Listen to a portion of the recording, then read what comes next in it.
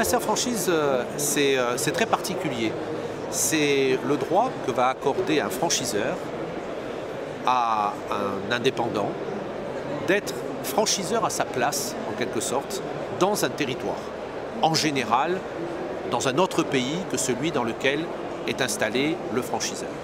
Et ce master franchisé, qui va devenir franchiseur à la place du franchiseur à l'intérieur d'un territoire, va lui recruter des franchisés qui vont devenir ses franchisés.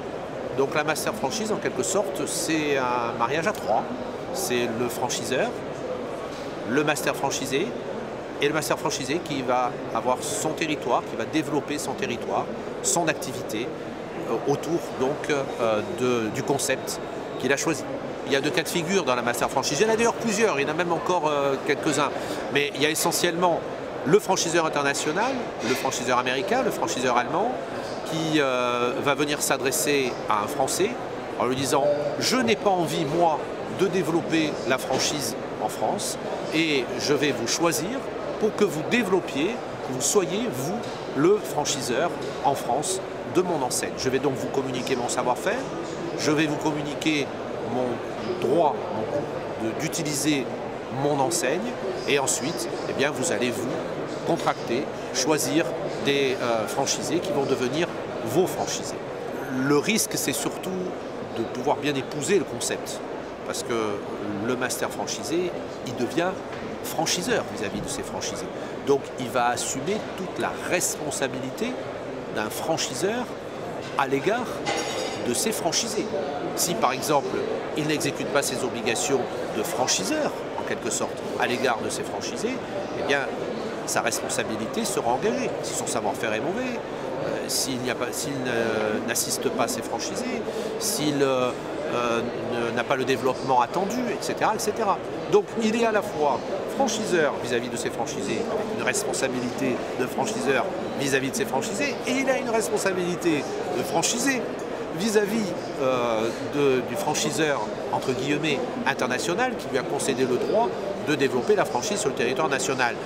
C'est un aigle à deux têtes, hein, donc, avec donc, une personnalité quand même très particulière. Hein. C'est vraiment une personnalité très particulière parce qu'il faut à la fois respecter un concept qui est le concept initial et puis adapter ce concept au territoire que l'on a choisi tout en restant fidèle au concept initial. Mais bien sûr, il faut l'adapter parce que les goûts ne sont pas identiques d'un pays à un autre, la législation n'est pas identique, le marché est différent, la concurrence est différente, le goût du consommateur quelquefois est différent, notamment au niveau d'une franchise de restauration par exemple, mais même au niveau d'une franchise de vêtements, les goûts peuvent être différents. Donc il faut avoir une bonne connaissance du concept et également une bonne connaissance de son marché. Il faut s'entourer de gens qui connaissent le métier, il faut s'entourer d'un avocat, il faut s'entourer d'un conseiller en franchise, d'un conseiller d'organisation. Il faut quelquefois refaire beaucoup de choses. Donc il faut savoir choisir ce qu'il faut refaire et choisir ce qu'il faut surtout pas toucher, qui constitue le cœur même du concept. Que l'on soit à l'importation d'un concept ou que l'on soit à l'exportation d'un concept, pour ne pas le dénaturer. Pour faire taire cette allégorie sur le mariage à trois, il faut essentiellement que tout soit bien bordé au niveau contractuel.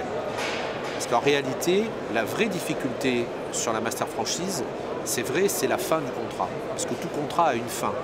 Or, à la fin du contrat, que vont devenir les franchisés? Parce que les franchisés, eux, ce sont les franchisés du master franchisé. Ils n'ont pas de lien direct avec le franchiseur.